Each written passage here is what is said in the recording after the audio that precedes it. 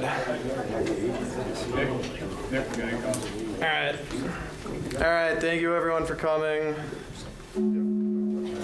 Good evening. This is the September 9th, 2025, 6 p.m. meeting of the Leominster Conservation Commission.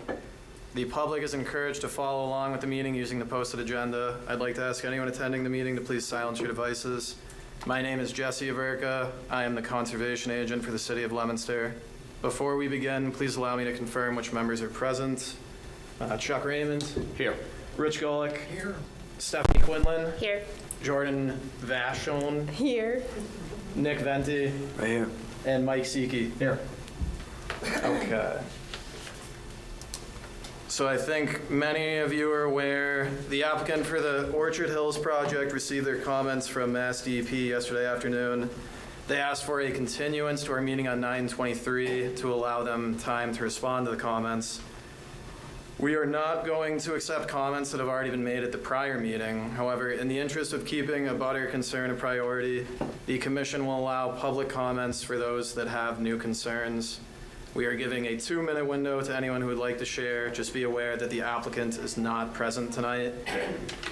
And if anyone is here for either the Lisa Drive project, the 0 Bascom Street, or Lot 12A Roche Ave, those have all also been asked to be continued by the applicants.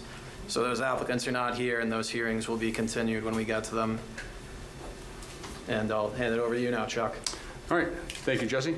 What we'd like, I may regret this, seeing with the large crowd we have tonight, but what I'd like to do at our Conservation Commission meetings is to open up the floor to anybody who has any comments or questions for us that is not already on the agenda. So if you have any general questions, take them now. Nothing? All right, moving on then. All right, under new hearings, we have an amendment to an order of conditions filed by Jan McDaniel Cummings for an expansion of the weed mowing project at Lake Samoset, Lakeview and Lakeshore Drive shorelines, Leominster, Mass, DP number 199-1194. Is anybody here to present on that tonight? I don't think that anyone No? will be Okay. here to present on that tonight. I Okay. spoke to the applicants earlier today. And I mean, essentially so the proposal has a change from subsurface mowing to using a drum harvester, which pulls the plants out closer, to the bottom of the lake. And the expansion of the area brings it into areas of critical environmental concern and priority habitat. And it's also just a massive change in scope. Like, it was a very small area last year. Now they want to do basically the whole lake. So because of the change in nature and the scope of the project, in my opinion, it's not eligible for an amended order of conditions, and they would need to file a new notice of intent. So what we can do with that is we can just take a vote and then send them a letter, and I'll, continue working with them to help them out. When I read the narrative today, I didn't think it said it was doing the whole lake. Well, the other cove. So whether it's a whole lake or not, it is a significant expansion of the original Yeah. order. That's probably a more apt way to put it, a significant expansion. All right, so your recommendation is to deny the order conditions, or deny the amended order conditions, and require them to do a full Yes, NOI? yeah, just to do that and advise them that they file a full-on new NOI. All right, then. Any questions or comments from the commission? No? Any comments, questions from anybody in the audience on this project? All right, then. With that, since we need a vote on this portion, right? I think we should take a vote. Yeah. All right. I did. Yeah.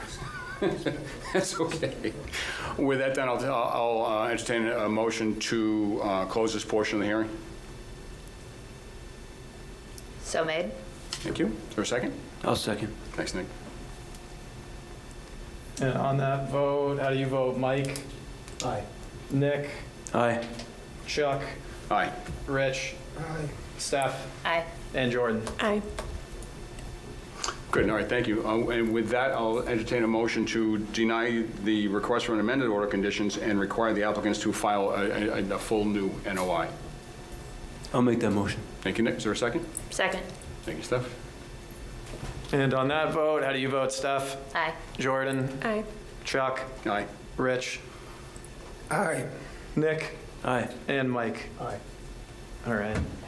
All right, thank you, everybody. Moving on, notice of intent filed by Christopher Ruth for the proposed aquatic vegetation control on Lake Whalen. Nick, what do you have for this? I said Nick, I'm sorry. Our previous agent was Nick, so sorry. Jesse, what do you have in this? I think we have our applicant Oh, okay. present here, rep, so we'll let him get into it, and I'll pull that up right now. Please introduce yourself. Welcome. Hi, good evening. My name is Matt Ladwig. I'm a certified lake manager with TRC. I'm actually representing the applicant, the town of Lunenburg. The applicant couldn't make it tonight, so I'll be presenting the project and entertaining any questions that you might have.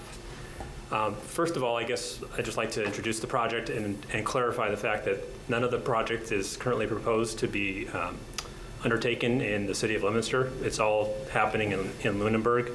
So the project is managing aquatic nuisance plants in Lunenburg. As you may be aware, Lake Whalen has a lot of plant cover in it, including several species of several invasive aquatic species. These are actually fairly prevalent near the town beach in Lunenburg. And so what the town would like to do is manage those excessive plant growths near the town beach and basically make it safer for swimmers while also removing invasive species that are considered a nuisance and not in the interest of the act. So we've helped them pull together a management plan for the project that involves both physical and chemical control measures. So the physical measure is essentially hand pulling the plants. What would happen is you would need divers to do it because the plants that are involved, Eurasian milfoil, variable leaf milfoil, and curly leaf pondweed are all submerged aquatic plants. The method that they are anticipating using is called diver-assisted suction harvesting. It's basically hand pulling, but then the divers feed the pulled plants into a suction lift, and then the plants get dewatered on board and brought back to shore, and then carted away and disposed of after they dewatered. All of that work will take place in Lunenburg. Nothing's proposed for Leominster. The chemical side of the management program would involve use of a couple of herbicides. The first one is called Priscillacor, and that one is specific to milfoils. So it's actually applied at a rate so low that it's very selective. It only affects the exotic milfoils and doesn't have any impact on native plants or even other invasives.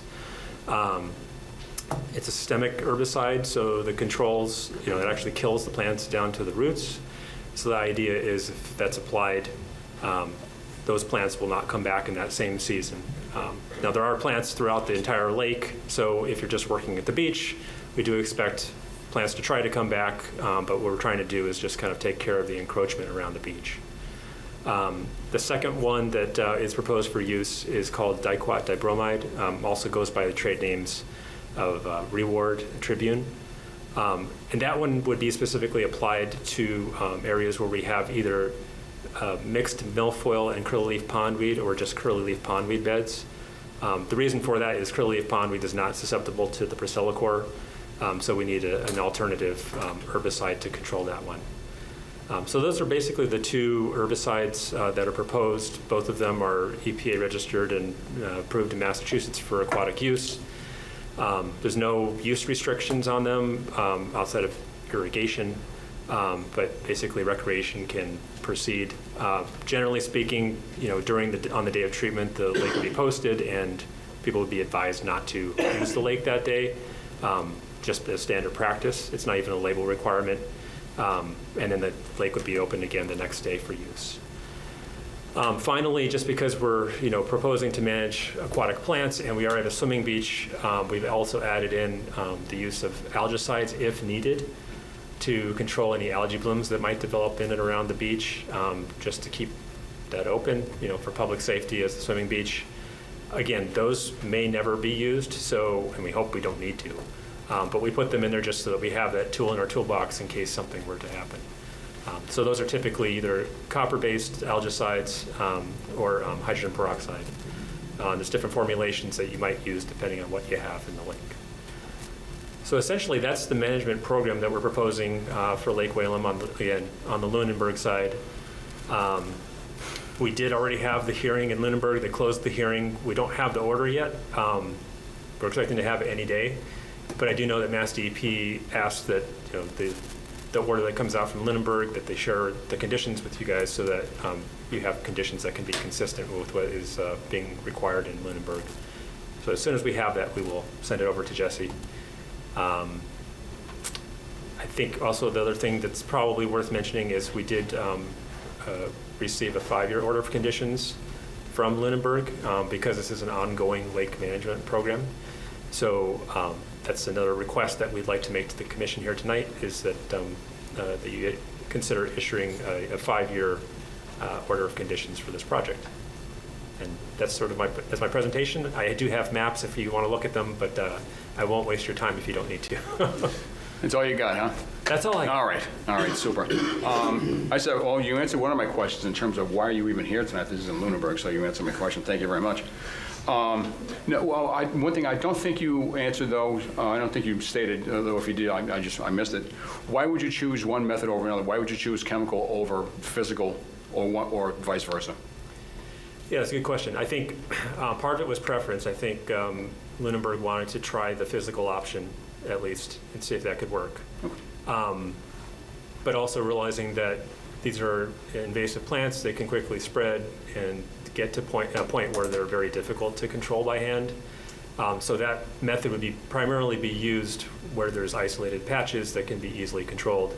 If we have a lot of plants, widespread infestation, it's probably going to need a chemical intervention. Okay. All right. That's all I had. Anybody else on the commission have any thoughts, comments? Yeah. Go ahead. I was looking over the guidance from the state. There's an old document from 2004, Yep. one pending this year. Do you have any sense as to when that new document might be available? I think it was already supposed to be, but it's been delayed. Imminently, yes. Imminently, yeah. Imagine my surprise. But yeah, that would essentially sort of revise the 2004 guidance that basically became the GEIR that was used for aquatic plant management in Massachusetts, with just to update it basically to say, hey, we have these new technologies that we didn't have back then. We also have new project experience that has given us more information on how we should be monitoring and proceeding with these. But for right now, we don't have that yet, just the draft. Thank you. Oh, you all set? You all set? Well, that actually begs the next question. So if that becomes final during this project, would you then follow those guidelines? If there are I any think the differences? existing guidelines are in place so that we would be able to follow those. The draft, unless there's a big change in how it, unless there's a major revision, because I've seen the draft, there's not a whole lot of changes with regard to these specific tools that we're talking about. Some of the bigger changes would have to do with drawdown, potentially. Okay. Which is not proposed here. So Okay. I don't foresee any major changes in guidance there. Fair enough. Anybody else have any? Jesse? Oh, Jesse. You're not Jesse. Jordan. Thank you. Get the J right. I'll get your name straight probably before we leave sometime tonight. Go ahead. Okay, cool. Just a couple questions. You mentioned both chemical and physical removal of these plants. Would they both be used? And if so, like what order would you use them in? I think the original plan was to try doing the diver harvesting this year, but because of some delays in getting the permits, that won't happen. It just doesn't make financial sense. So the plan is the next year the applicant will come back to it and see what they want to do at the beginning of the year. Essentially, they want to make sure that the beach is open from the beginning of the season. So they'll reassess plant growth at the beach and see what the best option is going forward. Okay. Thank you. So that would be early in the summer next year, likely for treatment, depending on permits Yeah. and approvals. Yep. Okay. And then another suggestion that I had, I don't know if we want to consider this as a condition. Could we ask for coordinated outreach between Lunenburg and Leominster so that we can let people who live in Leominster know on the days that you're closing the lake? Like we could post it on our, I know social media is used widely to spread information to residents. Yeah, I think that's something that makes sense. And I know that the contractor that actually implements the work, which won't be us, we don't do treatments, would need to post the boat launch as kind of a requirement, and they'd post in other public locations as well. Again, I don't know what the notification requirements are going to be from Lunenburg yet because we don't have the order. But, I mean, I think if you have your own requirements, that would make sense too. Okay, Yeah. thank you. All set? Anybody else? Yeah. With the diver-assisted suction harvesting or any other physical removal, what is the disposal process going to be for the recovered plant matter? Yeah, so those will be disposed at the old town landfill in Lunenburg, Cool. hauled away on a hauling truck. Do those get dried first, or they dispose of more or less wet? Dewatered so that they're not just, pouring out water all Okay. along the way, but Okay. not fully dried. Okay, so then they may stink, but that's Lunenburg's problem. Okay. Anybody else? Oh, How is that dewatered? A lot of it actually happens on the vessel, like the majority of it actually happens there, Just draining. just Yeah. draining off. Yeah. Right, and then, they'll be kind of temporarily stockpiled on the beach there on the Lunenburg side, and then they can actually come in with the bucket, pick it up, load it onto a truck, and then haul it off to the landfill. So just draining. Yep, yeah, there's no process involved, it's just right. letting it Yeah. freeze. Yeah, it's just Right. lake water that, and the plants have water in them, obviously, so. Actually, after you pull them and let them dry out, you might have something that fills the size of this room kind of collapse down to the size of a cooler. Right. It's just not, it's a lot of biomass, but it's a lot of water too. Right. Yeah. Okay. Anybody else set? All right, good. Anybody in the audience have any comments, questions about this project? All right, good. All right, with that done, I'll entertain a motion to close this portion of the hearing. We should continue and wait for. Oh, that's right, I'm sorry. Oh, actually, I do have a question. I assume we could, if we so chose, give them a 5-year Yeah, order condition? Yeah, there's no issue with that. Okay. All right. So we're not closing it, I'll then entertain a motion to, close this portion of the hearing. No, we can, yeah. We should keep it open, just continue Right, to the 23rd. Right, okay. All right, then I'll just entertain a motion to continue this hearing until, what was the date? The 23rd. To September 23rd? I'll make that motion. Thank you, Mike. Is there a second? I'll second. Thank you, Nick. All right, on that vote, how do you vote, Steph? Aye. Jordan? Aye. Chuck? Aye. Rich? Aye. Nick? Aye. And Mike? Aye. Thank you. All right, moving on. So, thank you very much. Appreciate you coming. So as the agent said a little while ago, the 3 next projects. Oh, no, we know. So We we're gonna get have, to that. I skipped, I wrote down my notes on the wrong one and skipped over that one. I apologize. I'm not having a good night tonight. All right, moving on to continued hearings. Read this into the record. Notice of intent filed by Maria, of course it is, Maria Amaral for the proposed construction of a single-family home and associated grading at 1018 Lancaster Street, DP number 199-1215. Sir, please introduce yourself. Hi, Julian Verkruger from New England Environmental Design. How are you? Very good. I had revised the plans in accordance to what we talked about at the last hearing. And we can go over a couple of the, I don't know if you have it to put it up on Yeah. the screen. I'll pull up, Zach had sent a different one. Yeah, This was added the the most recent one, notes. I believe. Yeah. So at the last meeting we had, our main concern was over to the right side of this drawing. That gray shaded in area is the area that was disturbed. That dark, looked like hay bales with spaces in between. That was the top of the bank of the area that's been disturbed. So what I believe we talked about is minimizing all that open area and restoring it to a upland type terrain. And that replication or restoration plan shows the plants and the area that we're looking to restore. We do need a driveway to get to that little building there that's there as shown. And we also, the next part of the question was the septic system that goes with that auxiliary building.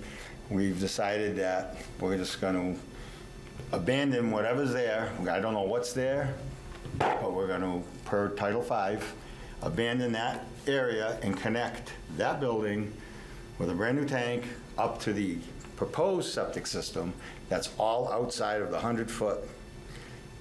The tank is outside the 100-foot area, and the leach field is outside the 200-foot riverfront area, so it's completely out of the zone. That's been submitted to the Board of Health, so it's at their, under Title V, completely meets all the rules and regulations of Title V.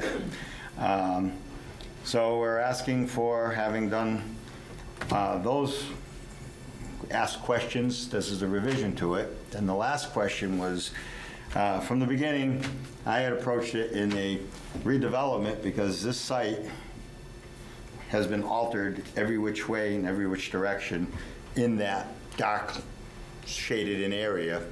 And seems to be a stumbling block, so I'm not calling this a redevelopment site anymore. We're going to call it a no significant adverse impact per 310 CMR 10.58 parentheses 4D, which allows, if we have so much riverfront area on our property, we can alter up to 10% of it. We have 15,057 square feet of riverfront. That's 10% of the area on this lot. And we're proposing to alter 11,510 square feet, which is less than 10%. So I feel, per the law, we are within our parameters to be able to build a single-family house and septic system on this site as shown. So we're asking for this board to issue us an order of conditions to be able to go forward with the project. All set? Thank you. I don't have any comments, questions. Anybody else in the commission have? With the area calculation, the 100%, that's at the 200-foot line, At the 200-foot line, not the whole property. not the whole property. Thank you. Everything at the 200-foot line that's on the property. Yep. Anybody else? Can I go? Please. So, I mean, I guess, first of all, if you're applying under, you would apply under 310 CMR 10584, not just D. But even if, I'll pull it up. I think I have it right here. So in that 10584D1 is that 10% that you're talking about, but that's within the lot. So that's the entire lot. From Yes. your calculations on this lot, the total previously developed riverfront area is over 55,000 square feet. So that's well over the 10%. No.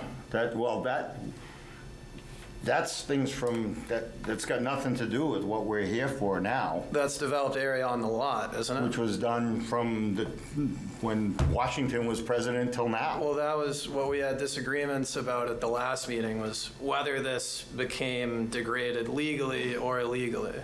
So Well- if you want to go back to saying that it's redevelopment. I'm not saying redevelopment, I'm outside the redevelopment. But take Well, that. I guess my point to the commission is this does not meet 10584 because it's well over 10% of the lot is already developed. So it does not meet that performance standard.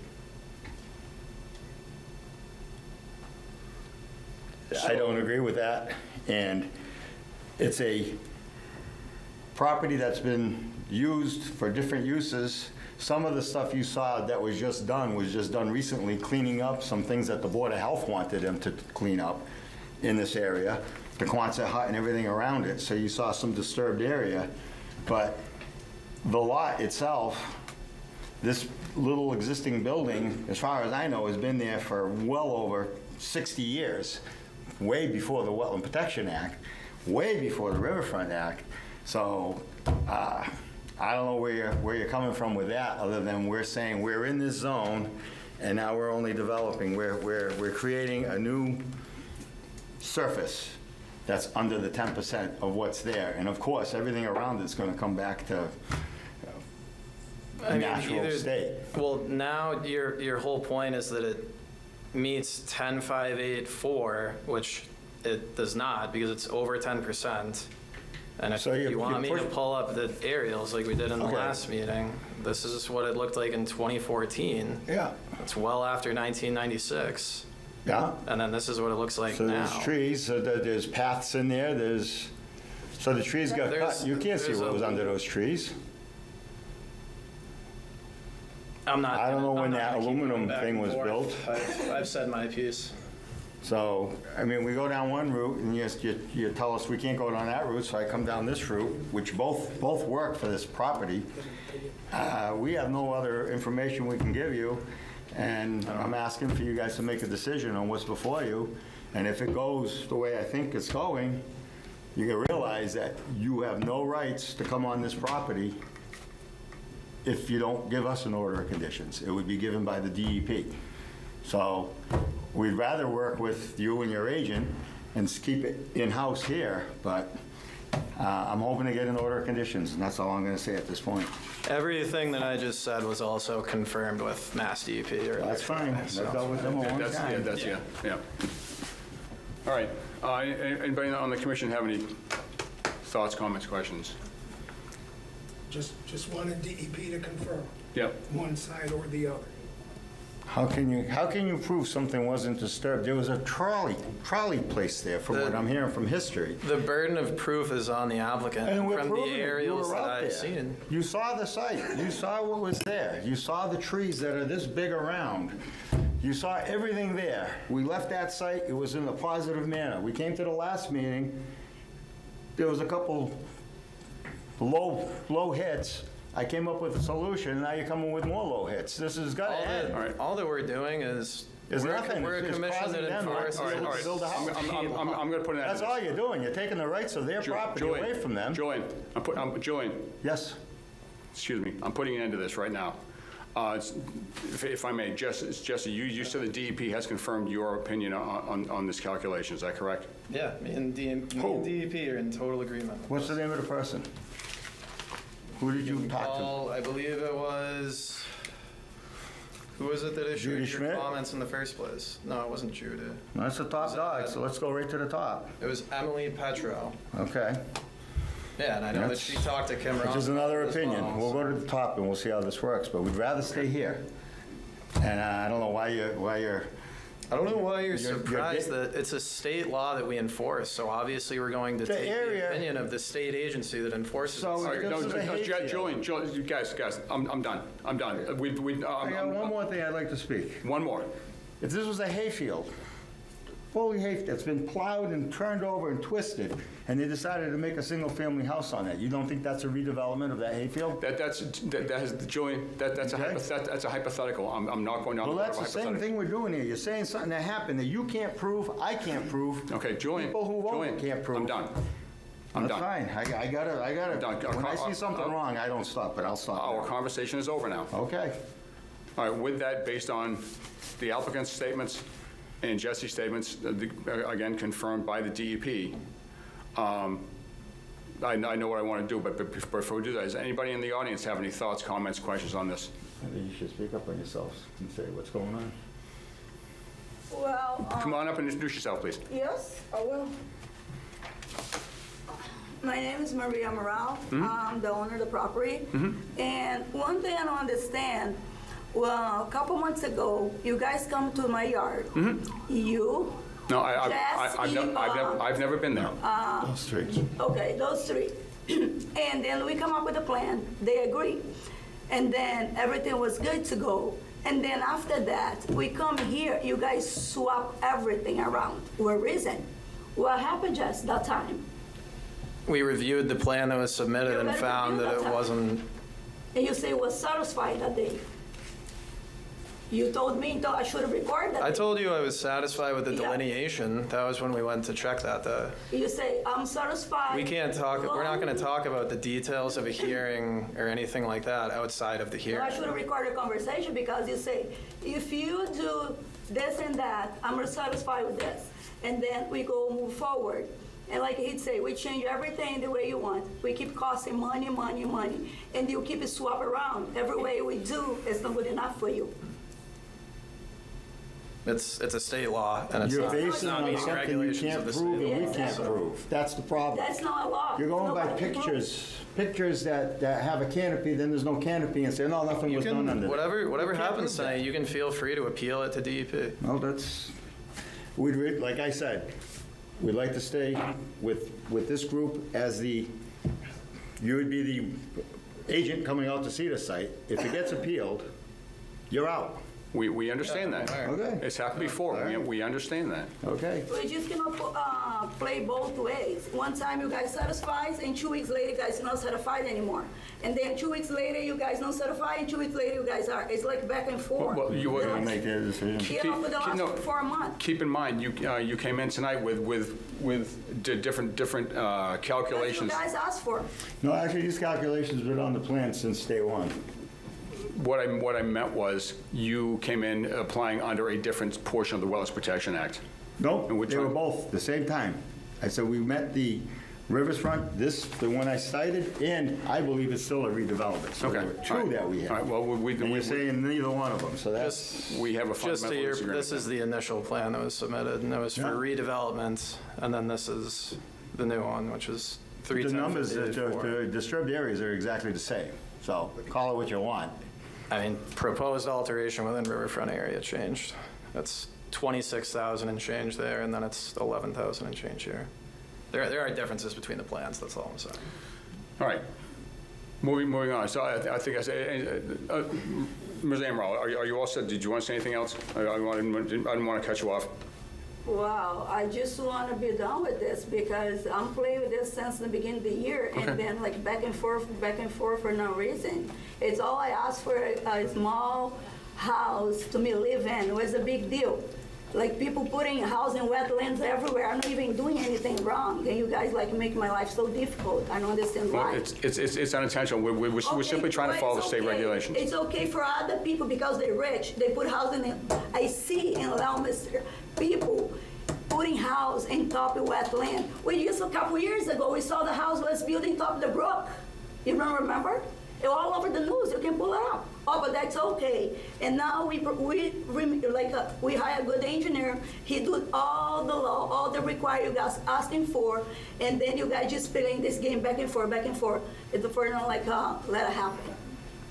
Well, I'm sorry you feel that way, but again, we're just trying to enforce the state law. We have no personal stake. No law. You guys guessing. Can you please stop interrupting me, please? We're simply trying to enforce the state law. What happened in other properties may or may not have happened in other properties. We're trying to enforce the state law as best we can with our understanding of them for this project. That's all we're trying to do. We're not doing this. We have no personal stake in this. We have no personal vengeance. We have nothing against you fine folks. We're simply trying to enforce the state law, and that's it. All right, the state law is only for one address. It's not for the other address in Leominster. That's your opinion. No, I'm asking. It's a question. It's no opinion. I ask you.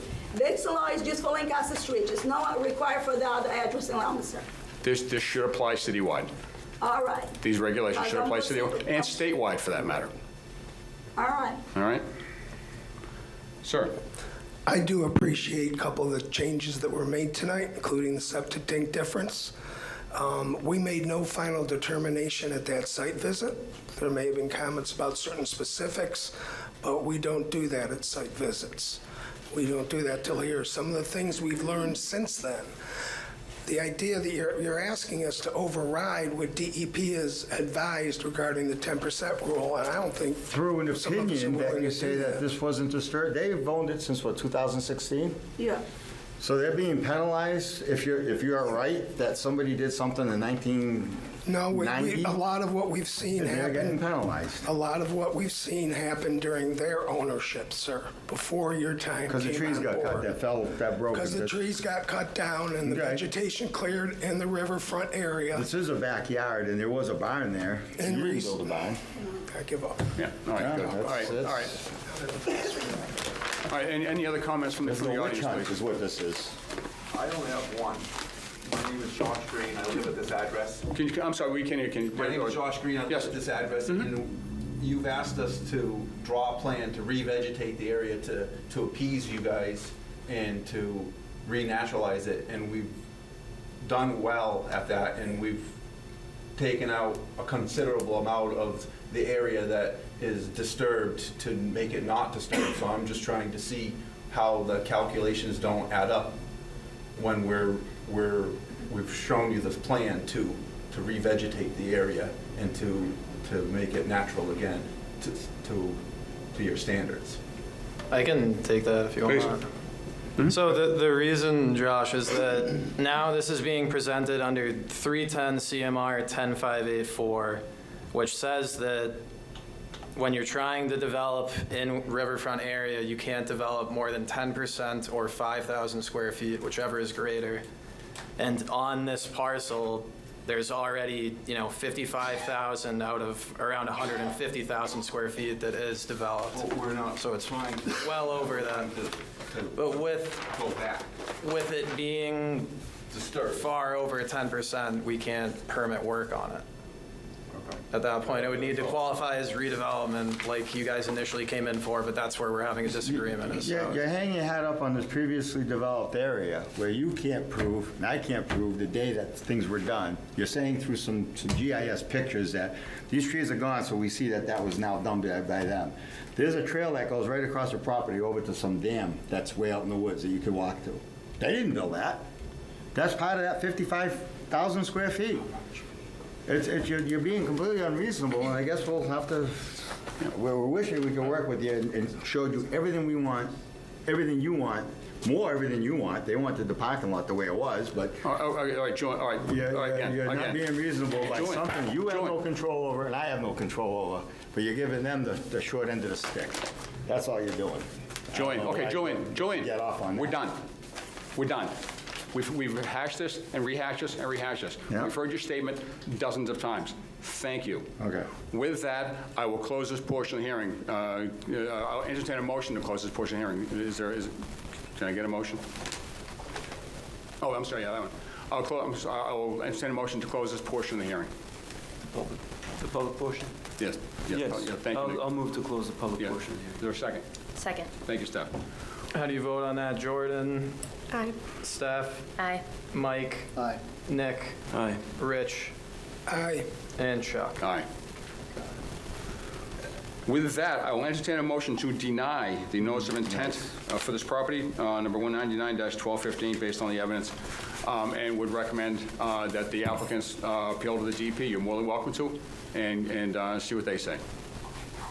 All right, thank you, good night. Thank you, guys. I'll make that motion. Thank you, Nick. Is there a second? Second. Thank you.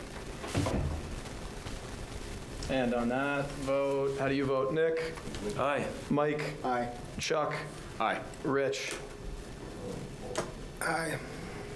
Steph, Aye. and Jordan. Aye. Okay. All right. Assuming you're all set, Jesse. Yeah, I'm all good. Good, okay. All right, so like I said, the subsequent three hearings were continued. So we'll move on. I'll read this into the record. Notice of intent filed by James Lambert for the construction of a residential development at Lot E, Orchard Hill Park Drive. I assume that's why you're all you fine folks are here tonight, so welcome. Again, very nice to see your smiling, shiny faces. Jesse, did you want to touch on yours You want me first? to kick it off? Yeah, please. Okay. All right, so thank you everyone for coming. Like I said earlier, the applicant is not here, but we want to hear what everyone has to say. We know you came all this way. Before we get into public comment, I want to address, I know at the last meeting there was a lot of questions about a potential conflict of interest. So the State Ethics Commission has two functions. One is giving advisory opinions, which are for yourself only, meaning that any public employee, past or present, can request confidential advice about how the conflict of interest law applies to their own situation. This advice is confidential, and you cannot request an advisory opinion about someone else's situation. This is where I will apologize. At the last meeting, I was under the impression that I would be able to call the Ethics Commission, explain this situation to them, and get something to bring back to you guys. But that's just not how it works. Their second role is enforcement for others. Anyone can file a complaint against another person, which triggers a confidential investigation. You will not get updates, and the Ethics Commission will not discuss the case with you unless it becomes public, which would only, that would happen if they did find that there was some sort of violation or conflict of interest.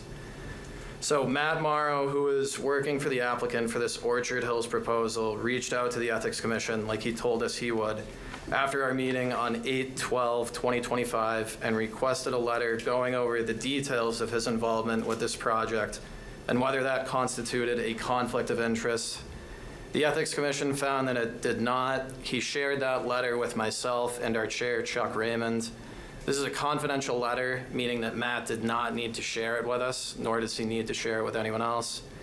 Anyone here who is present who believes that there is a conflict of interest should file a complaint with the Ethics Commission. This Conservation Commission has no authority to independently investigate or evaluate any potential conflicts of interest. So I do hope that that clears some things up, and if anyone still has, an issue, I encourage them to go to the Ethics Commission. I think now we can, All right. I think now Chuck actually has a Good. few words. All right, thank you, so as the agent has stated before, I'd be glad to open the floor to any new, I stress new, comments or concerns you may have, but I do not plan on hearing things that we've already discussed. Again, new items only. I will interrupt you if I feel we've already heard your point. I will. We've got a couple minutes per person for new items, but I'm not interested in rehashing stuff we've already heard before. But first, and please understand, even though the applicant is not here tonight, your comments will go into the public record. As the applicant goes over their comments they receive from the DEP and makes revisions that they will almost certainly be required to make based on DEP's comments, they will also consider your concerns that can be reflected in their revised site design. And one final thing I think we really need to stress here, that the Conservation Commission's mandate is to ensure that any new projects are compliant with the state's Wetlands Protection Act, as you saw from our previous hearing. That's our sole requirement.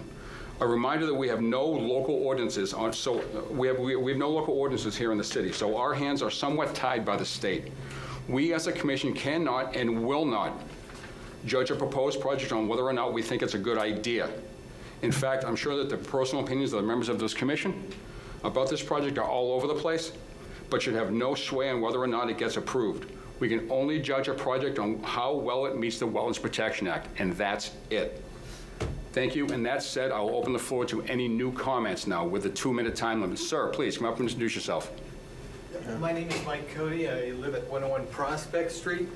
And just briefly, I looked up the grounds for possible denial, and the one that, even though there may not be a conflict of interest, I believe that this board or commission can deny due based on lack of credible evidence.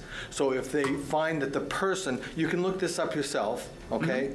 But if you find that the person is not credible, and like, for example, I read about the traffic study. I can't believe some of the things that were in there, okay? If you find it not credible, you can deny based on that. There were 3 reasons: insufficient information, failure to meet the Wetlands Act requirement, and lack of credible evidence. And I just ask that you look at all 3 areas. That's it. Okay. Thank you, sir. Thank you, Mike. Appreciate it very much. Thank you for being brief. Hello. Hello. Haley Brady, 200 Harvard Street.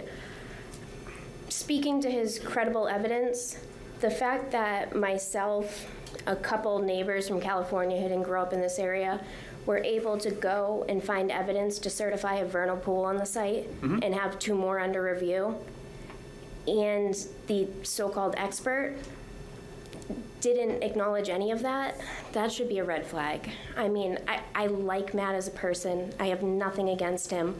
But this late in the season, the fact that I was able to walk onto an adjacent parcel, have no idea what I was doing, and find enough evidence to certify the pool, that's insanity. It shouldn't. It should call into question a lot of, the statements made. And so 1 was certified, 2 more are under review. Unfortunately, after the news came out of certification on Friday, the site went down until Monday. So the state probably needs a little bit more time to review what is documented there. That's what I could gather from the adjacent parcels and pre-trespass order. I can't tell you what else is on that land. I can only because I grew up there. That's my home. I built tree forts back there. I played in the wetlands. Like, this isn't like I just started encroaching onto a neighbor's property. I've been playing on these trails and in these lands since before the applicant ever owned it. I know what's back there. And it should be up to the experts in this commission to really prove that. Because I don't think there's much more I can prove with zero access to that property. It's misleading. It's not true. There's a lot of falsities. I just really ask that whatever you can do in your power to double check that and really make sure it's accurate. The last thing I wanted to say, the DEP did have comments about the parent parcel, the 401. I have been looking this up. I cannot find the information about, the conservation efforts on the parent parcel, the orders of conditions that were put forth for all of these projects starting back, I believe, 99. I can't find the information. I would really hope that this commission does their due diligence and doesn't take this applicant's word for it, because they've shown that they can't be trusted. We're here to protect the wetlands. We're here to protect the wildlife. I can say that we're not going to be closing the hearing until, both everyone in the commission and, the people that are reviewing this project at Mass DEP are all satisfied with whatever, responses we get. Absolutely. Can't promise you that. But if we're just reviewing the information that has been given by the applicant, we're not getting the whole picture. No certified vernal pools this late in the season, me having no idea what I'm doing.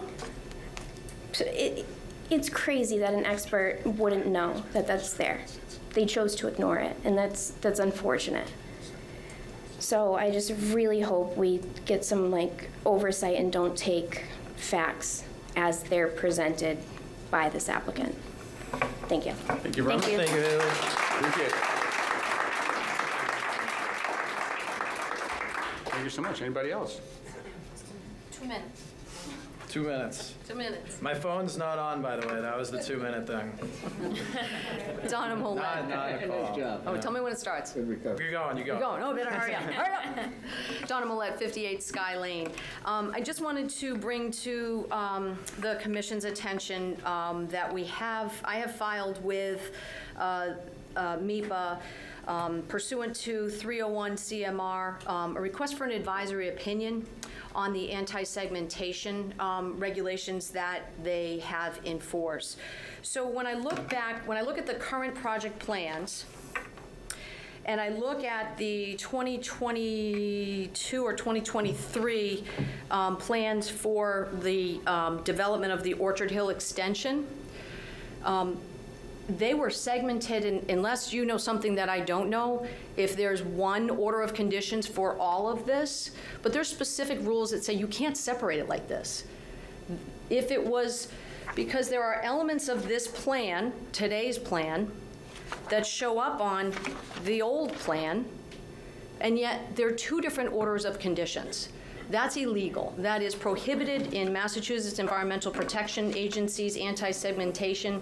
So I ask the commission, I know, countdown to 2 minutes, I ask you not to rule on this until we hear back from MIPA, as they are looking very closely, not only at the fact that there were wetlands that were addressed, and I mean, if you walk up there today, you can see how this road extension, which this is the new proposal right here, and yet the new proposal shows it, but those aren't two projects. This is the same project. Goes back to the same thing we have been saying all along, which is this was parceled out and segmented so that it would fall below the requirements for MIPA evaluation. So here you go. Thank you. Thank you very much. Thank you very much. Thank you. Anybody else?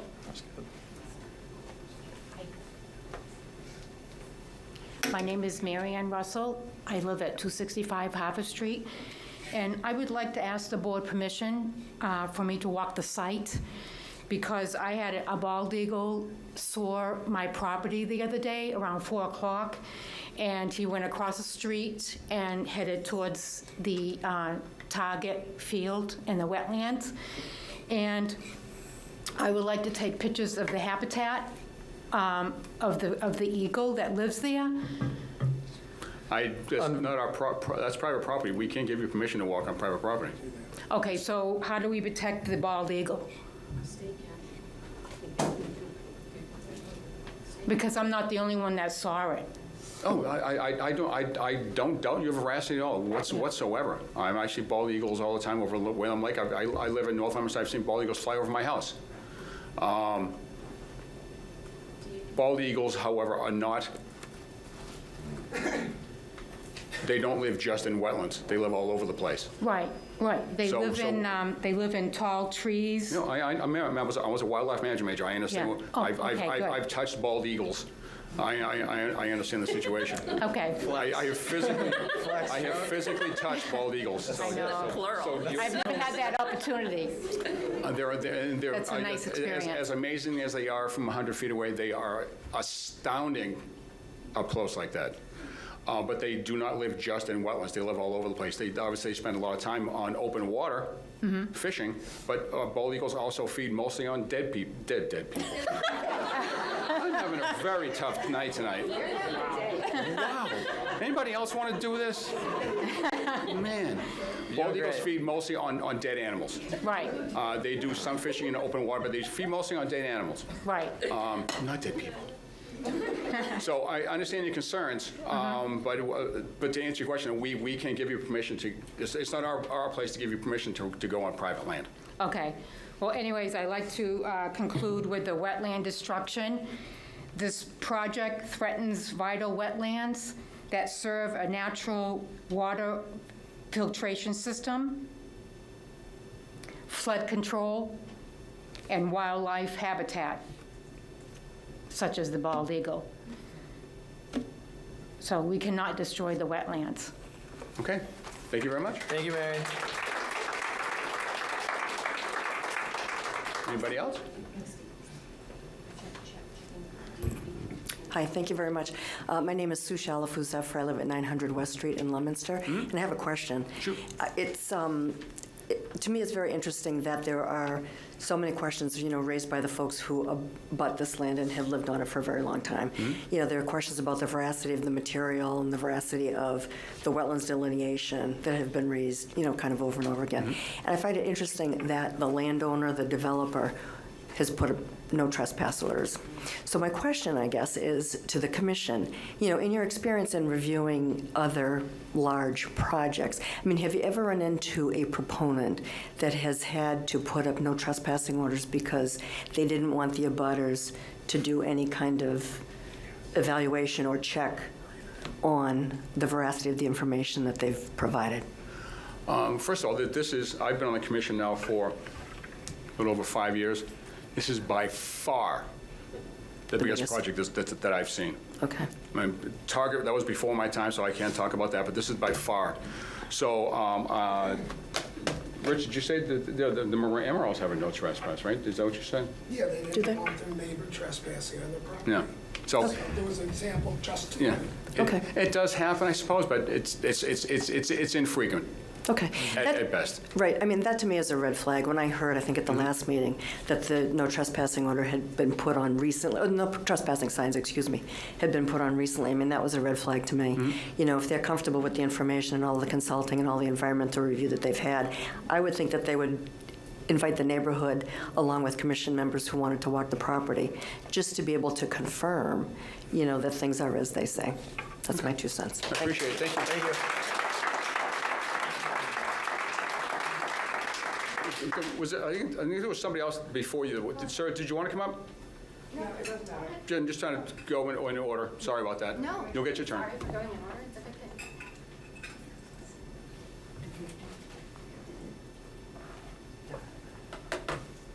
thing. My name is John Kane. I have property on Harvard Street. Okay. Right around the corner from where all this is taking place. As you can tell, I'm no spring chicken. I've been around, grew up there my whole life, and I know I know everything that's there. I don't need to walk it, because I lived it, all right? I want to know, 50 years ago, I understand, they changed the rulings and the law in the zoning area to make it not a wetlands or a natural environment. So it's 50 years later, and guess what? It's still a wetlands. It still should be protected. So my question is going to be kind of a history lesson for you guys, a request maybe. I'd like to know why, 50 years ago, it was changed from wetlands to something that's buildable. Are you asking the Conservation Commission to answer that question? Yes, because I understand, they're the ones who changed Take it. that up in planning and zoning. Yeah, that is not a Conservation Commission issue, sir. Oh, so it's still... When the rules were changed. I'm sorry, So go ahead. you're saying Go ahead. it's still, so you're saying it's still considered a wetlands? I'm saying I have no And protected. idea what happened 50 years ago. That's all I'm saying. Well, from what I heard last meeting, from the planning board, from the gentleman here, it's all been rezoned, and they can build and do whatever they want, because it meets laws that were changed 50 years ago. There are wetlands there, that's been delineated. Yep. Yes, and there's more. There are wetlands there, it's been delineated, debatable perhaps by this group, but delineated. That is what our charge is to protect those wetlands according to the Wetlands Protection Act. And that's why the applicant came to us. Correct. Okay. Simple as that. So it's, I just want to make sure that you guys are on the ball and working for the people. zoning is not our forte and our Well, jurisdiction. I understand. We work to protect the But your Wetlands support- Protection Act. Your support with these other boys that want to do this, with the planning board and the owners and stuff like that, you know, maybe they need to hear from you guys saying, hey, yeah, you know, this is wetlands, you shouldn't be doing what you're doing. Okay. Just a suggestion, Appreciate it. okay?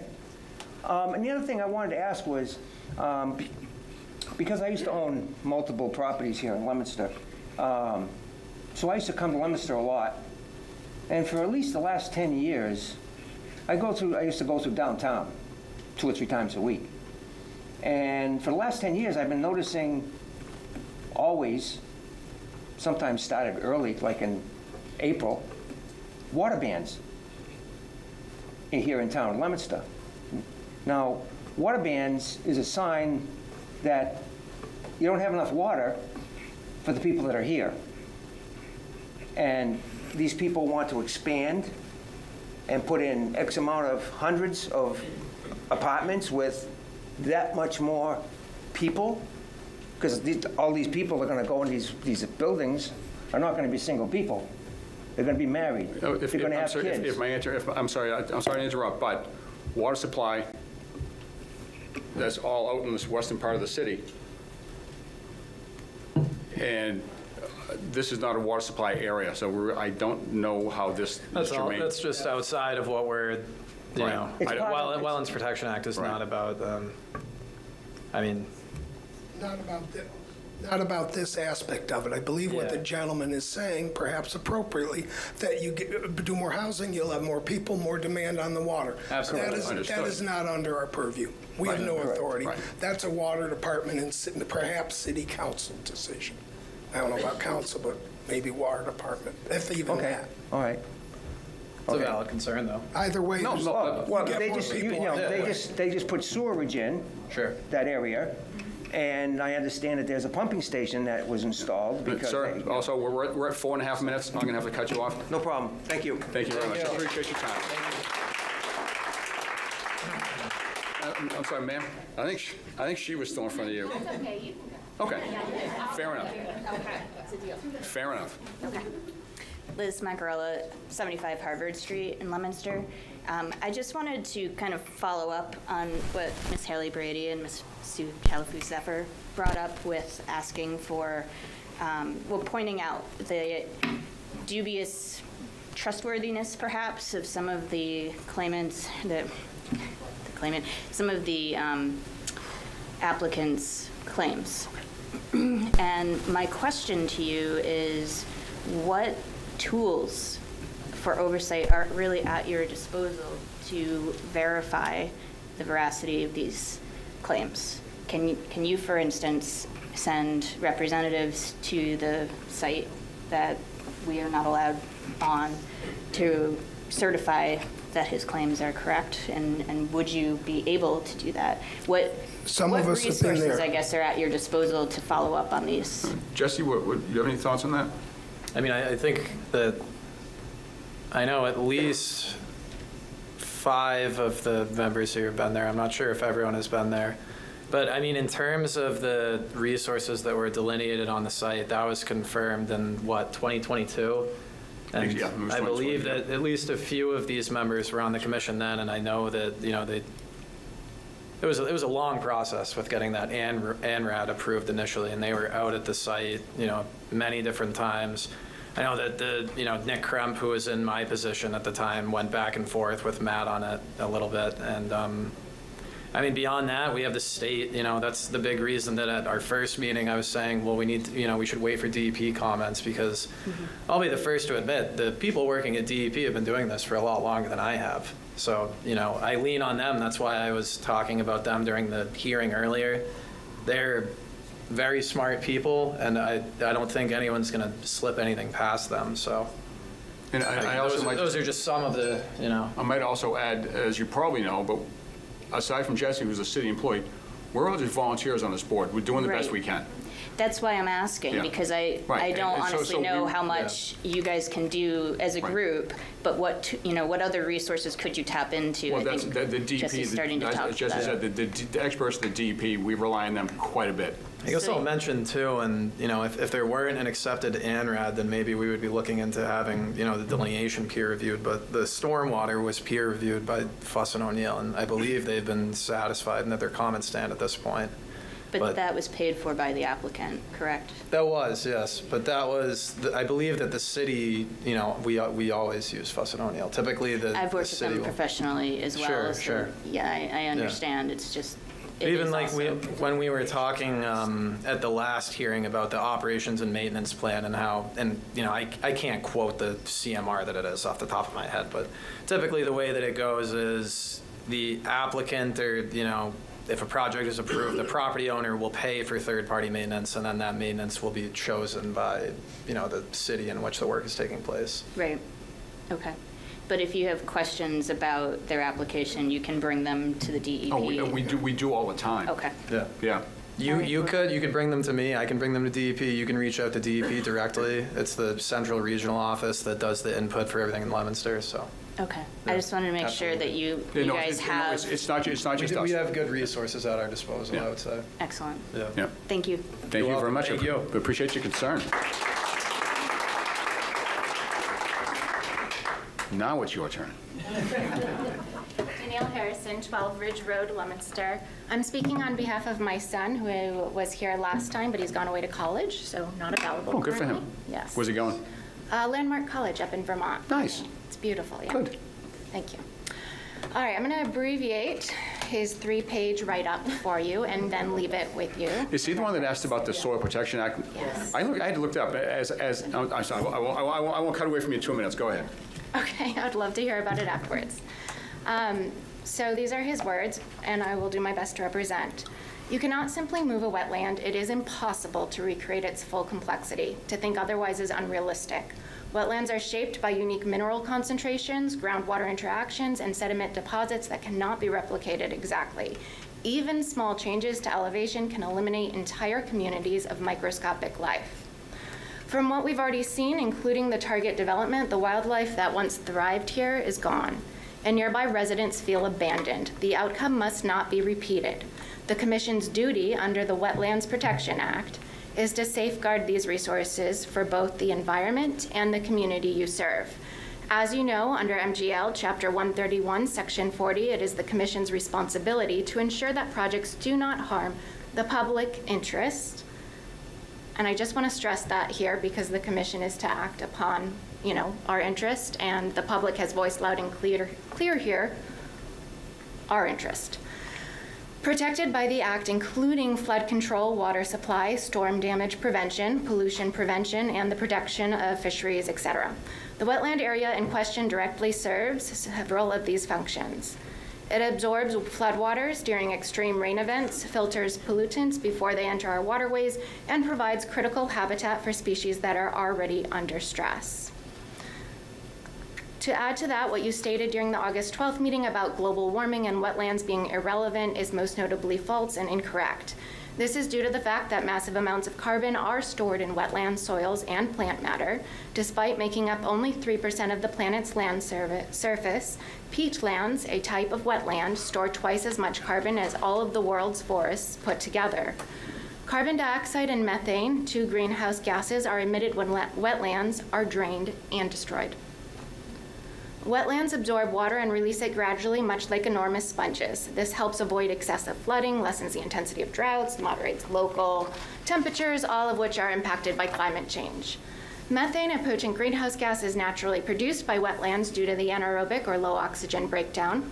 However, because healthy wetlands store more carbon than methane does, their long-term net effect is still cooling. Wetlands lessen inland floods and shield coastlands from storms. Communities become more susceptible to climate-related calamities when wetlands are destroyed. In summary, they are our climate allies. They store carbon, regulate water and temperature, shield us from extreme weather. Losing them is a double blow because we lose a natural defense against climate change, and we would be releasing massive amounts of stored greenhouse gases into the atmosphere. The wetlands at Orchard Hills is not an isolated patch of land. It is part of an interconnected system. He lists out several things here, but I am going to highlight the 2 that I feel like are probably most relevant to humans. They reduce our community's natural flood protection, putting nearby homes and infrastructure in greater risk, and undermine our resilience to face climate change. Many residents, including myself, view this wetland as part of our community's identity and safety. We have seen the devastating impact when development pushes nature past its limits.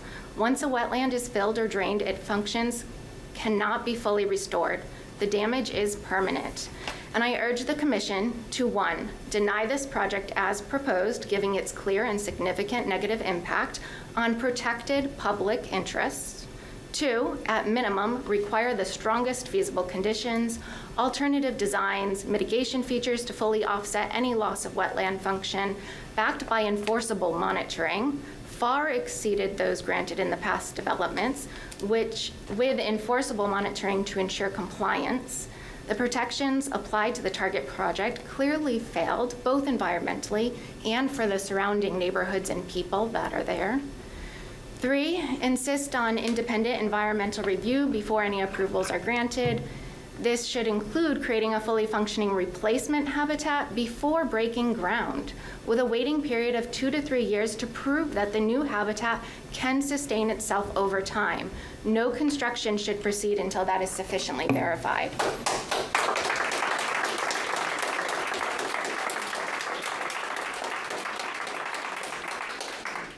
4, force and enforce a requirement of inspection of materials being used to make sure that they are safe and not harmful or can become harmful over time to that environment. 5, provide monthly 8-inch soil and mineral core for every 20 to 30 feet in the buffer zone border for review by the council and residents to ensure soil fertility and health. And 6, if this project increases flooding, pollution, or other harm to surrounding homes and neighborhoods, the developer should be financially responsible for 100% of repairs and restoration. This commission exists to safeguard the resources that protect our community's safety, health, and environment. The Wetlands Protection Act gives you not just the authority, but the obligation to prevent harm before it happens. I ask you to stand with science, with the law, and with the people of Leominster and protect our wetlands from irreversible loss. The Commission is our last line of defense for these wetlands and the residents who depend on them. I urge you to act with caution, foresight, and an unwavering commitment to our public's interest by protecting this irreplaceable ecosystem. Thank you for your time and your service. Justin Harrison.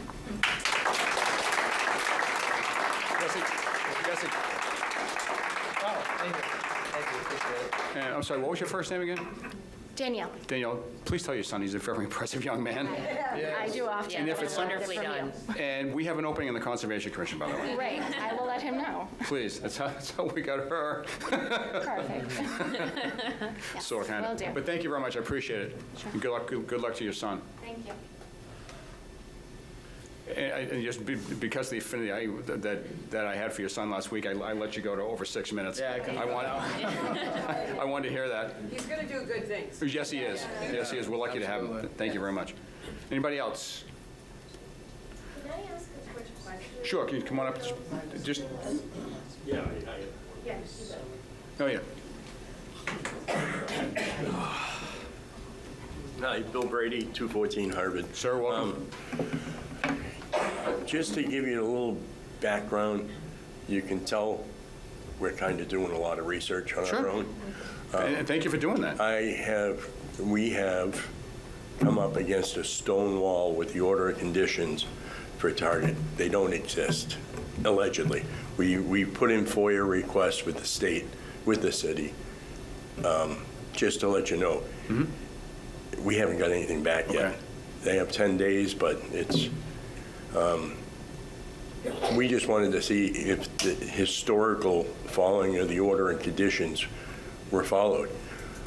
The city doesn't have them. Jesse, is there anything you can look into? Have you been Yeah, asked? I mean, I can Have you been- certainly, yeah. Yeah. Okay, I know we've got records up in the Conservation Office. Right, well, how far they go back, I have no idea. Just the planning office, you're going to love this one. They had a planning director who cleaned the office out and shot away all plans.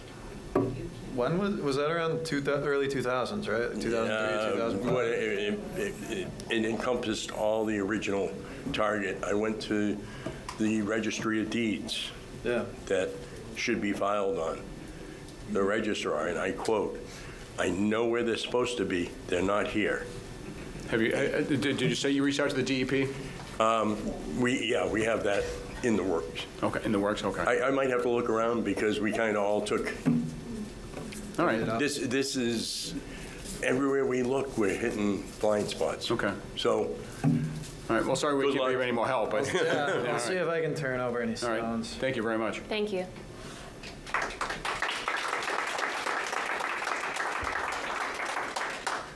Anybody else, ma'am? Linda Malatis, 244 Harvard Street. Where we spoke tonight, I have a simple question. At the next meeting, are we going to be allowed to speak when the developer is here? Yes. Even though we spoke tonight? Yes. Yeah. Okay. Yeah, we assume the applicant, that Mr. Morrow and the applicant We'll be here? will be here. Okay. Yep. Yeah. Thank you. That's the expectation now. What happens in the meantime, I can't guarantee, but. Yeah. Just to be clear, and I think I said this earlier, but, they received their comments from DEP yesterday afternoon, so they just, they want time to go through them, and, that's the reason they're not Yes, here tonight. they do have the DEP number. But they're going, like I said, going through the comments and that type of thing. Anybody else? All right. Can I just ask a couple quick questions? I'm sorry. I know I already got my... You better be sorry. Get up here. It's just a couple quick questions. With that, I'm sorry, your name again? Haley Brady, 200 Harvard Street. Thank you. With that certified vernal pool, Mm-hmm. does that require a 100-foot buffer, or is it like the other buffers that they can kind of encroach on? I can speak on that. Please, if you yeah, go want. ahead. So the way that it works is when you have a vernal pool 100 feet around it, a commission can impose like additional protections on that as long as it's located within a different jurisdictional resource area.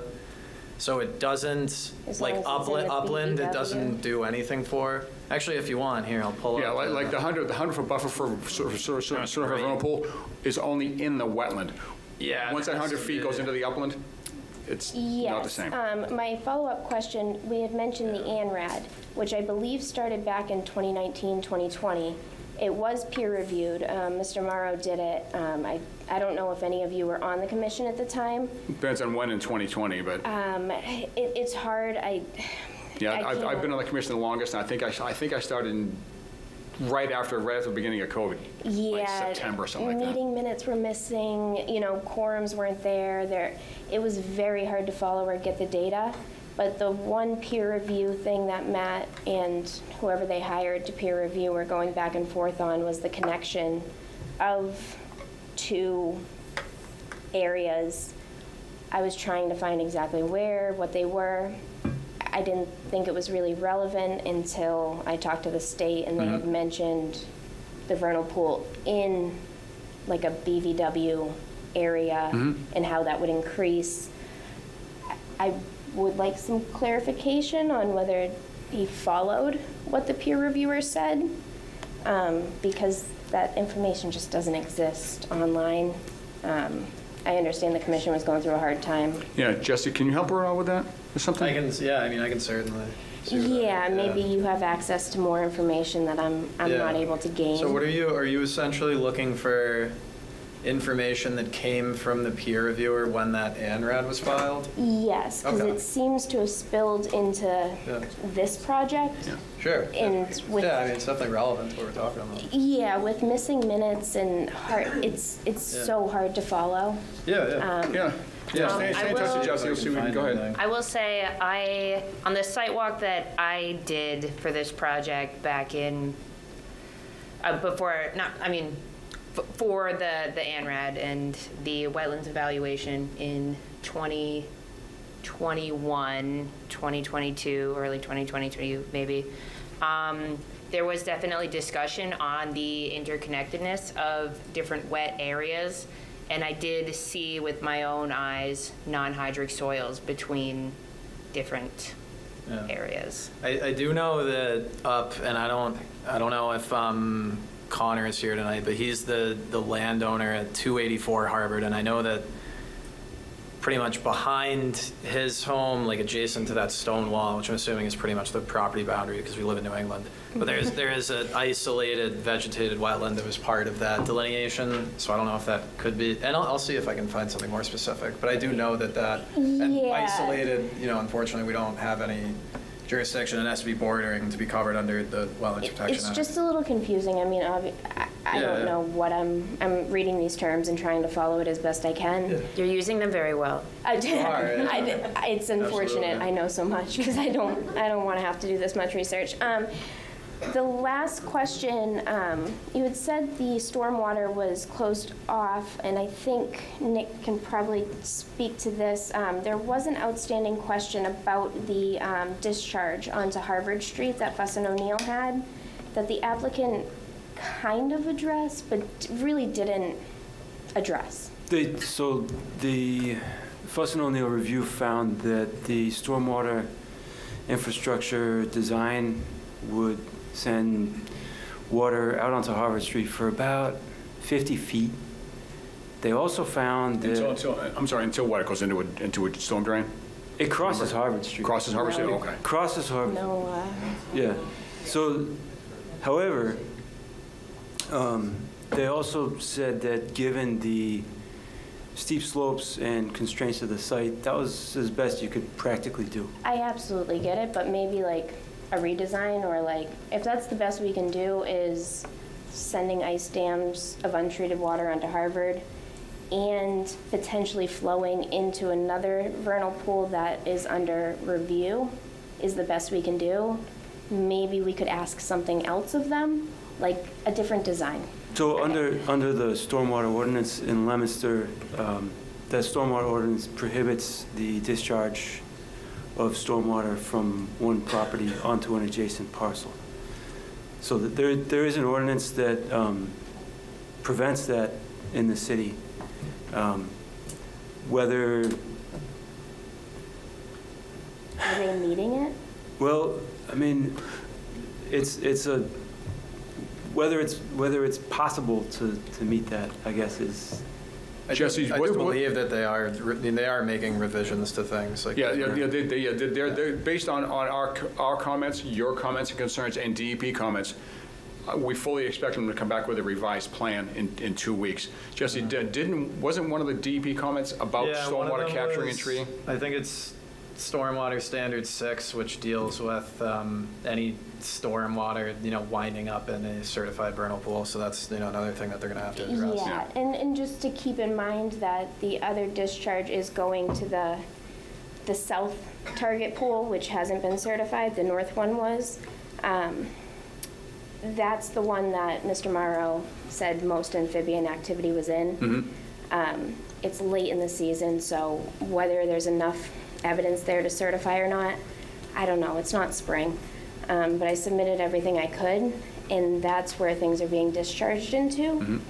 Just to keep in mind that even if it's not certified, it's going to decimate that habitat. I do know that Matt said even if they weren't certified, they were going to treat them as vernal pools.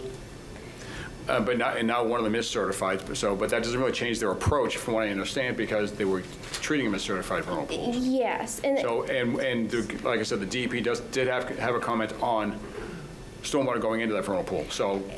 And I promise I will be done in 1 second. The reason we know about these is because they were flagged as potential vernal pools. I called the state and I was like, so how do I flag other potential vernal pools in the area? You can't. It was a project that was done back in 2015, I believe, where a gentleman decided to flag all potential pools. There is no process to flag any pools in the future. None will be added. It's not a thing. So there is a potential vernal pool, pretty significant one, on 33 Sky Lane, Kristen Jelines's property, that is also under review, but it's never going to be flagged with the state as potential because that program has ended and nothing more will be added. Something to keep in mind. Just because something's not flagged doesn't mean it's not there, because there's no more entries that will be happening. Thank you very much. All right, thank you.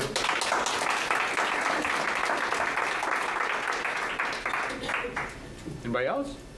You said something. Can I ask you a question? Yeah, come on up. Thank you. Still Donna Millette, 58 Sky Lane. Still, huh? Still, hasn't changed.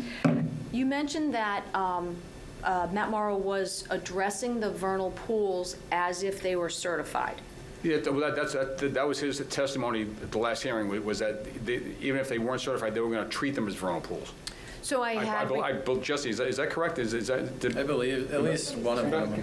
That is what he said? I'm not certain if it was both. So in writing, when he responded to the fail-safe request for a MEPA review, his response included quotes, italics, underlined, that they're not certified and therefore he does not have to treat them as such. No, he doesn't have to.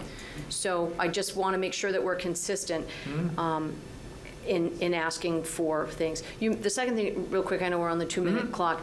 You mentioned that the commission had given comments. I know that we saw the minutes from the last hearing, but you said that you had comments as well on their NOI. Is that correct? Maybe I missed. I think I might have said that. I think I might have misspoken. No, we actually. Other than what we said at the last hearing, no, we have not given the applicant and/or Matt any official comments. No, not the quotes. We have not given him comments. Does it work that way? Is that what and I guess the question is, again, much like Haley Brady, I don't want to know as much as I know about this, except I'm trying to protect. Because over and over, I've heard that Leominster does not have ordinance that gives you any teeth beyond the state. Correct. And that, once this part of the hearing closes, I think that's something we need to address. Because over and over and over, like Bill said, 2 things are consistent with this project. Yeah. Well, 3 if you include the massive overreach. 2 things that keep coming up. Stuff is missing. Weird stuff is missing. Yeah. Strange. The second thing is the Planning Commission, not you, but the planning is saying, hey, it's by right, nothing we can do. And this commission is saying oftentimes that, we have to follow the state. So I wanted to, after this, to talk about how do we get tighter regulations? How do we get, every other town has them. Oddly enough, when I first became the chair of the commission, one of the things I said I wanted to do was come up with a local bylaw / ordinance. Yeah, we've been talking about this for years. It's a slog. I totally underestimated what a job it is. So I unfortunately fell on the back burner. Yeah. That said, at the end of the meeting last week, Hello. Hi. My name's Jordan. I just started working on a master's in public administration, and my capstone is going to involve creating a wetlands ordinance for the town. Jordan, let us know if you need our help. We're furious. And she has... Jordan. I'm sorry? Oh, yeah, unfortunately, it won't apply to this project. I understand. But she has, I hear trust that me, a lot. I hear that a lot. I was on the Conservation Commission in Falmouth back in the early 2000s. They had a fantastic bylaw. And I'd like to kind of use that as sort of a model, but please understand that Jordan has our full and unequivocal support in coming up with a local ordinance, I guess the title is, in Leominster, so. Super.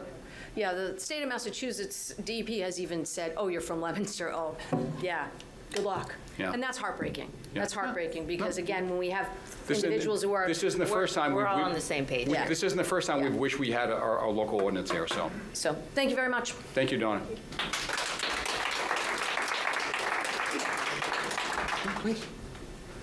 There was a comment earlier about the lack of meeting minutes in some of the older meetings.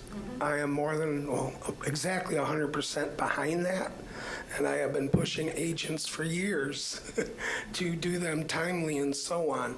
We made sure to get the last minutes out from August 12th before the next meeting came up. So we all made effort at that, and we're working to get them done promptly and, well, succinctly but thoroughly at the same time. But I share your frustration because I go back and look too, and all I have in a lot of cases are agendas. Thank you. Question. Still Liz Macarella, 75 Harvard Street. Jesse, you mentioned the DEP comments came through for the applicant yesterday. Is that something that's public or just? Yeah. Anyone who, this is the website. I mean, if you just literally Google Massachusetts NOI file or Mass it's on DEP number, it'll take you to this, and then you can just put in Leominster, and you'll find it, immediately. What's the DEP number? Can you For give it this to everybody? one, that's a good thing to give out, Rich. Good question. So parsley, if anyone wants it, it's 199-1217. Yep, there it is, right there. And if you want the actual comments, you just go over here and click on details, and then it brings you to it. These are all the comments. Thank you for sharing that, Jesse. Can you put the screen back down for the number? Yeah, it's right here, 199-1217. Thank you. You're welcome. And the comments are right there. You can scroll them yourself. Does it matter that it's not updated, their proposed replacement number? So initially, they were doing a one-to-one, and that's what the DEP reflected. Does it matter that there's not an updated one on the DEP site? We'll see what they come back with next meeting. Okay. I request it. They don't have to. They can come back 1-to-1. But they don't have, I would like to see a 1.5 to 1 or 2 to 1, but they don't have to. They don't have the right to say no? No, because again, the project as proposed is permittable. And the Wetlands Protection Act requires it 1-to-1. So.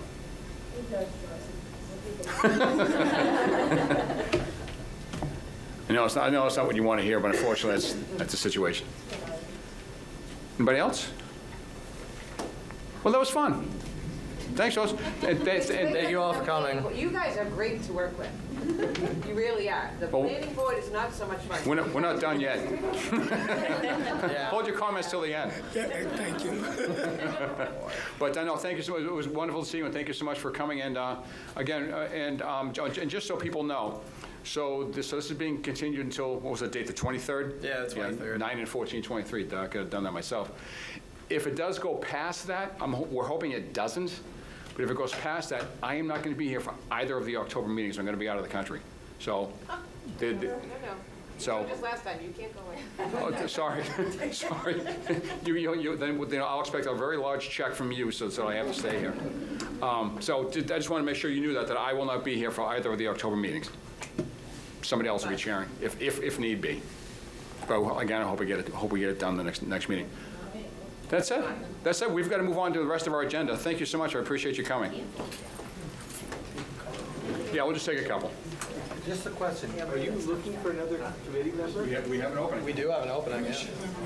I would love to participate. I'm a professor at Northeastern University. Yeah. So we talk We'd be very interested in having policy, so, you know, I'm into law and how it all applies and all that kind of stuff. You live in Leominster, obviously? I live in Leominster. You live in Leominster, perfect. How do I apply? Here, let me, I wish I had a card for you. Can I just take your phone number down? I'll give you a call tomorrow if that's all right with you. Sure. That's funny, your name is Mike Cody? Yes.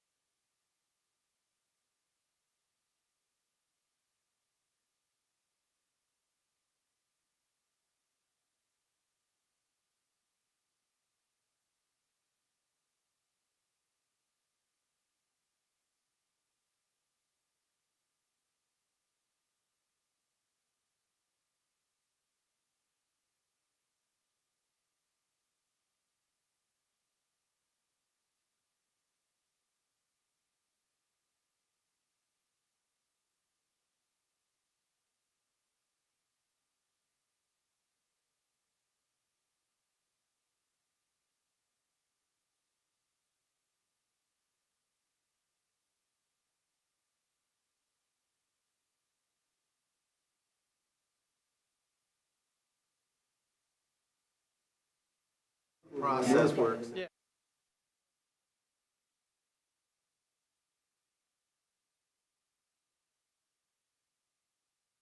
All right. Might have a full commission.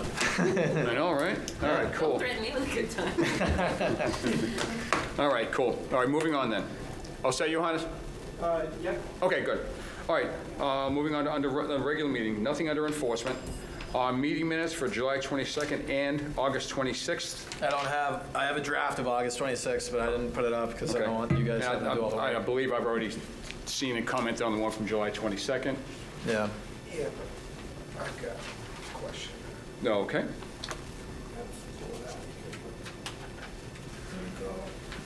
I've been off my game with the minutes lately.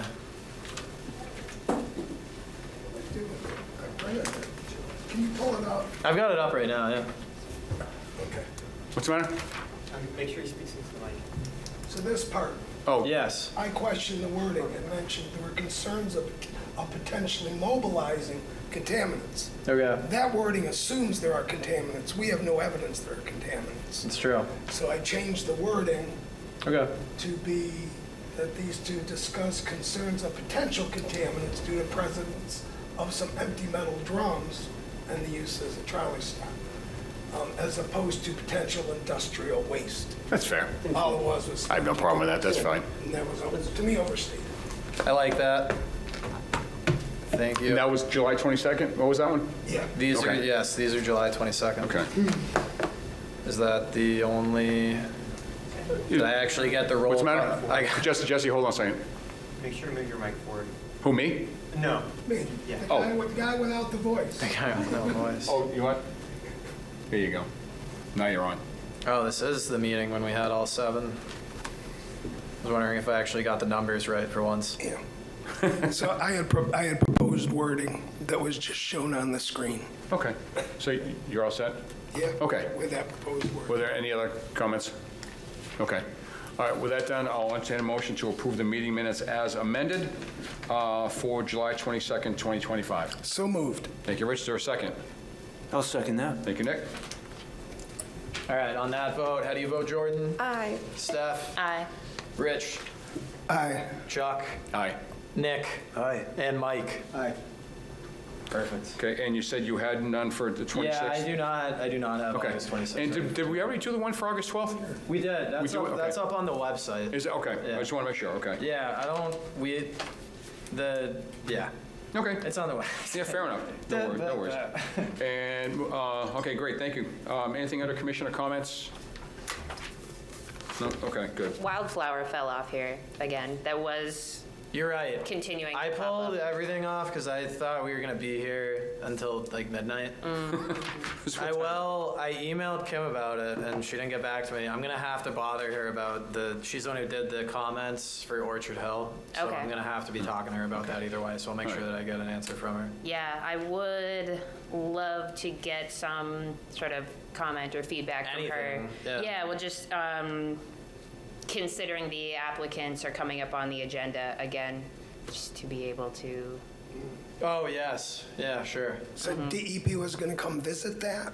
Yeah, she had said that she was going to go out sometime in the next 2 weeks. Oh, that's right. on August 12th. And that hasn't happened as far as... I mean, yeah, I don't know. I haven't heard back from her. Okay. So that's where it stands. All right. Good question, though. Appreciate you. Yeah, absolutely. Bringing that up. All right. And still on the agenda, request a certificate of compliance for 1771 Long Drive. No progress on that? Still nothing over there. Yeah, all right. That was one of Matt Morrow's projects, so I think he's kind of sidetracked as well. Yeah. All right. Moving on. For next meetings, the next one will be September 23rd, 2025. The filing deadline is this coming Friday, September 12th at noon. And the meeting after that will be October 14th, 2025. Filing deadline will be September 26th at noon. And again, I will not be at that one, so we'll have to work. In the meantime, we'll, if Rich is, if his voice won't, One of us can do well, yeah, okay. With that then, unless there is anything else, I will entertain a motion to adjourn. So moved. Thank you, Nick. Is there a second? Second. Thank you, Steph. On that, how do you vote? Mike? Aye. Nick? Aye. Steph? Aye. Jordan? Aye. Rich? Aye. And Chuck? Aye. All right. All right, thank you all. Not too bad. Thank you. Appreciate your time. Yeah, it was good. Oh, June, you went